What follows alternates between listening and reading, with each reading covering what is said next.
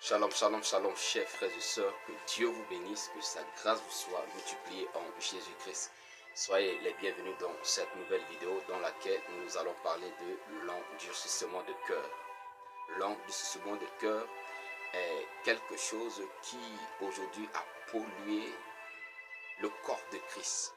Nous voyons des personnes dans l'église, mais ayant le cœur endurci. Nous voyons des personnes dans l'église, des personnes qui écoutent jour et nuit la parole de Dieu, mais qui ont le cœur dur, ou qui sont encore incrédules. Bien-aimés dans le Seigneur, l'endurcissement de cœur n'est pas seulement quelque chose qui est lié aux païens.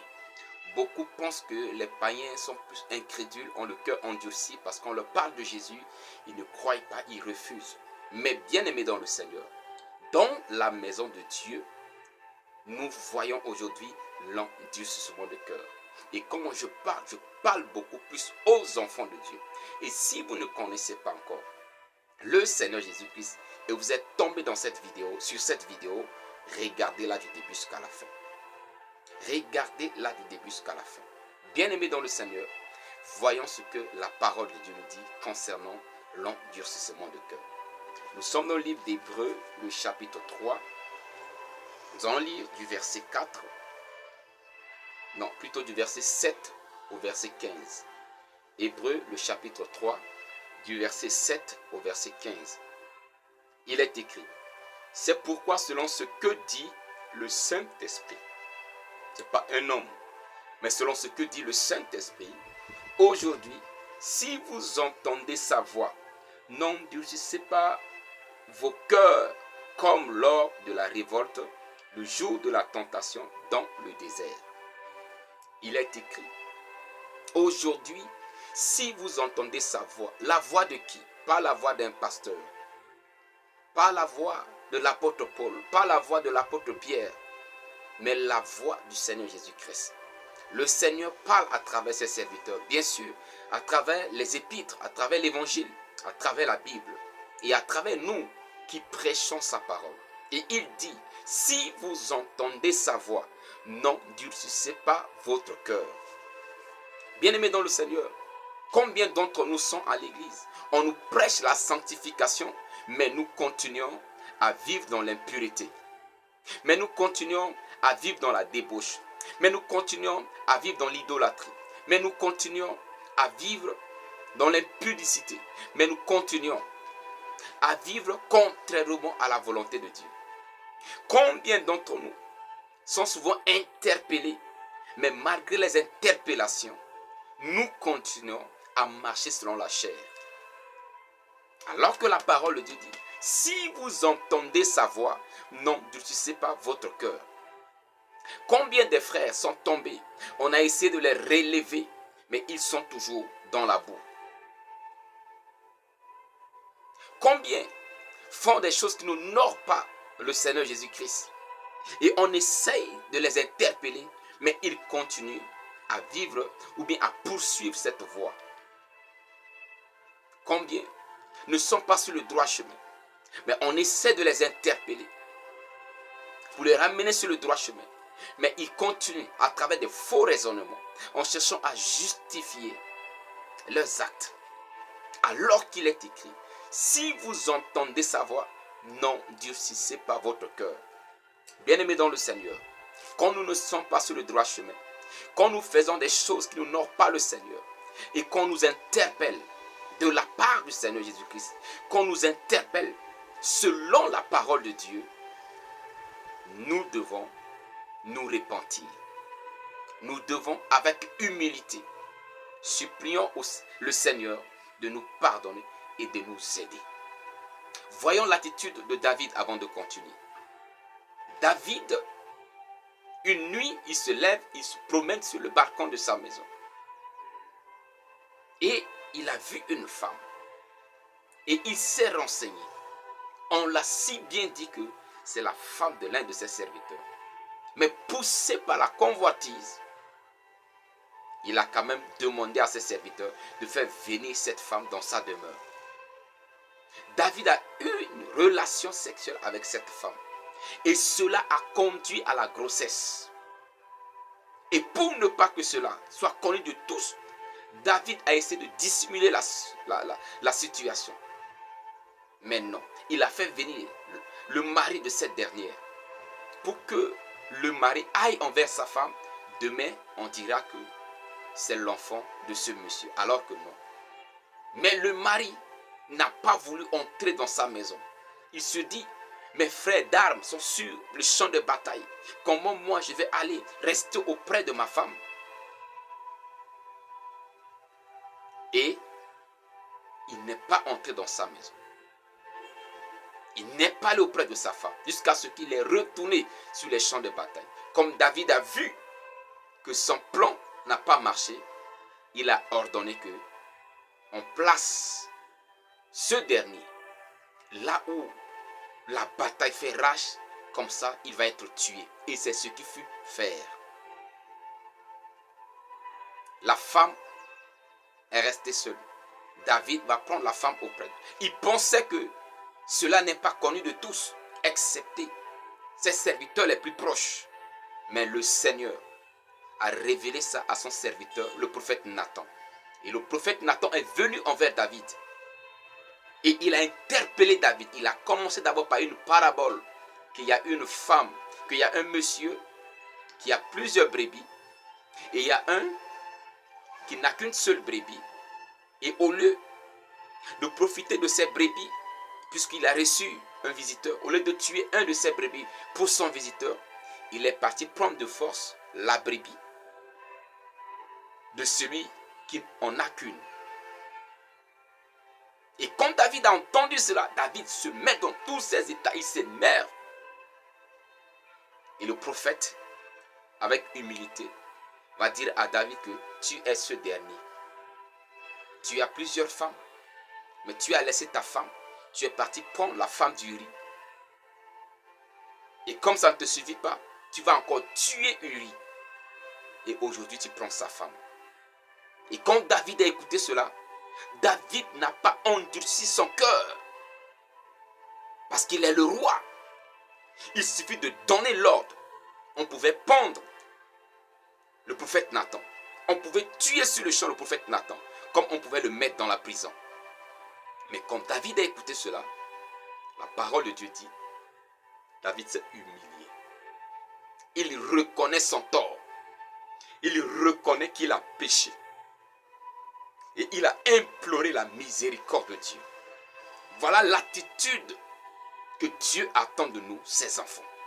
Quand nous entendons sa voix, quand nous ne sommes pas sur le droit chemin, nous ne devons pas endurcir notre cœur. Mais combien, même s'il y a des interpellations, ils essaient de justifier, ils essaient de raisonner.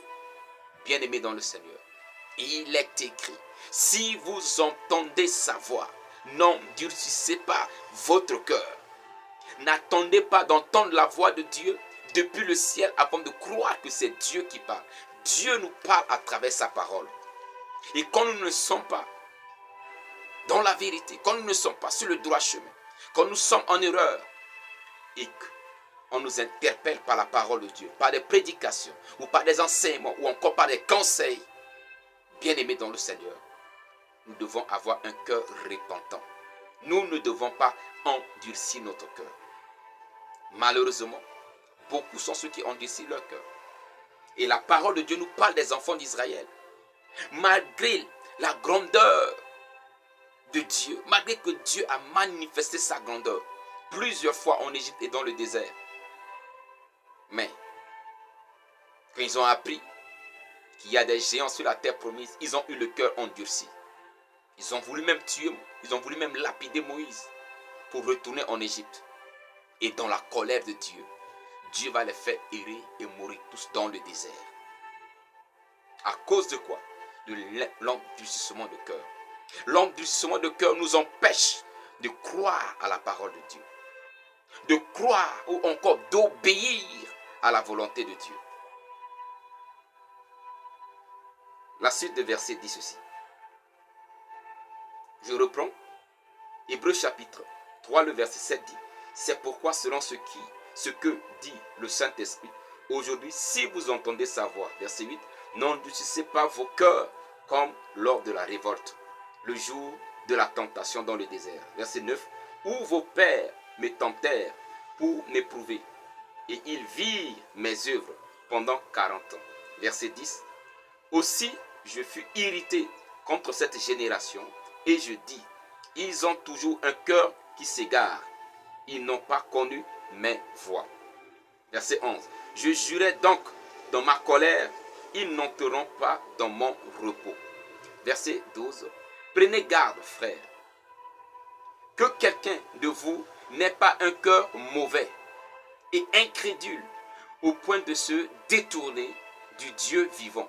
Mais exhortez-vous les uns les autres chaque jour, aussi longtemps qu'on peut dire aujourd'hui, afin qu'aucun de vous ne s'endurcisse par la séduction du péché.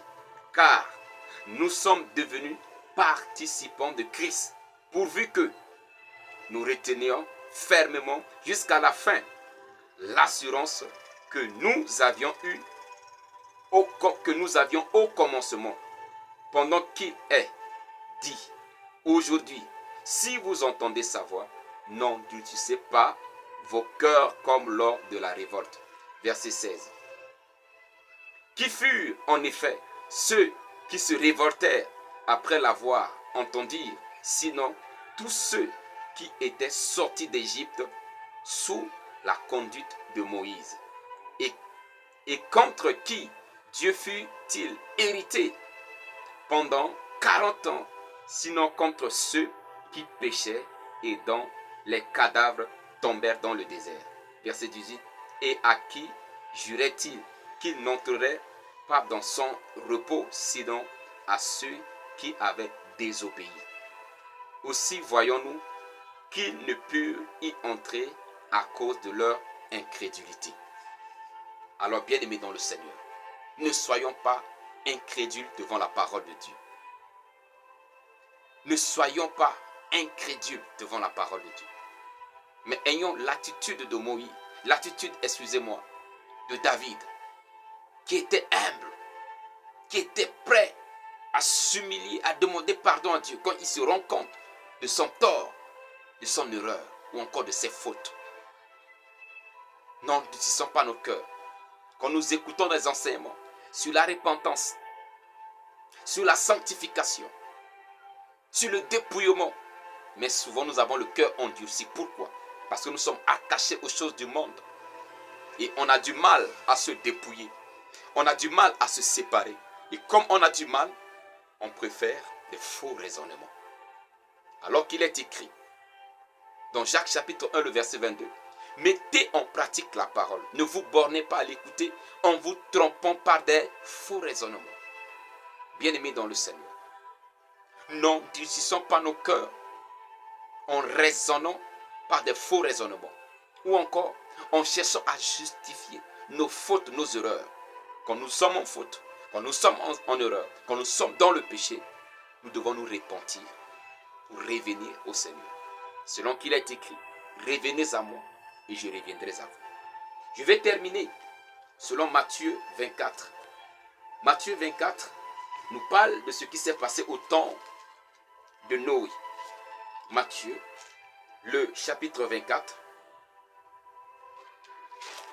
Laissez-moi trouver ça rapidement. Matthieu, le chapitre 24, le verset 36 au verset 39 qui dit, je lis à partir du verset 37, ce qui arriva du temps de Noé arrivera de même à l'avènement du Fils de l'homme. Car dans les jours qui précédèrent le déluge, les hommes mangèrent et buvaient, se mariaient et mariaient leurs enfants jusqu'au jour où Noé entra dans l'arche, et ils se doutèrent de rien, jusqu'à ce que le déluge vint et emporta tous, et il en sera de même à l'avènement du Fils de l'homme. Alléluia. Du temps de Noé, quand Noé annonçait, ce prédicateur de la justice, qui annonçait qu'il y aurait déluge, personne ne croyait à Noé. Les gens prenaient Noé comme un fou. Les gens se disaient que une pareille chose ne peut il ne pourra jamais arriver. Il disait cela. Une pareille chose n'est pas possible. C'est comme aujourd'hui, quand nous parlons de retour de Jésus, quand nous parlons de l'enlèvement de l'Église, les gens ne croient pas. D'autres disent que non, c'est la réincarnation. Quand quelqu'un meurt aujourd'hui, après il va naître ailleurs, ainsi va la vie. Il n'y aura jamais la fin du monde. D'autres même pour se moquer, pour dire que depuis 2000 ans, on ne fait que dire ça. Mais rien ne se passe. Bien-aimés dans le Seigneur, arrêtez d'endurcir votre cœur. Ceux qui ne croient pas au retour de Jésus, ceux qui ne croient pas au message de la repentance ou de la sanctification, ou encore au message du dépouillement, n'endurcissez pas votre cœur. Ceux qui raisonnent face à la parole de Dieu, ceux qui disent que non, si l'apôtre Paul a dit ça, c'était seulement aux Corinthiens, c'était seulement aux Galates. Bien-aimés dans le Seigneur, la parole de Dieu est écrite pour nous. Pour nous. Arrêtez d'endurcir notre cœur, mais obéissant à la parole de Dieu. Si vous tenez à votre salut, obéissez à la parole de Dieu. Obéissez à la parole de Dieu. Ne faites pas comme les gens de temps de Noé. La parole de Dieu dit personne ne doutèrent de rien. Et aujourd'hui, les gens ne doutent même pas. Quand on parle de retour de Jésus, il y en a même dans l'église qui dit que non, ce n'est pas encore le moment. Comme ce n'est pas encore le moment, devons-nous vivre n'importe comment. Devons-nous vivre selon la chair. Devons-nous vivre contrairement à la parole de Dieu. Devons-nous désobéir à la volonté de Dieu.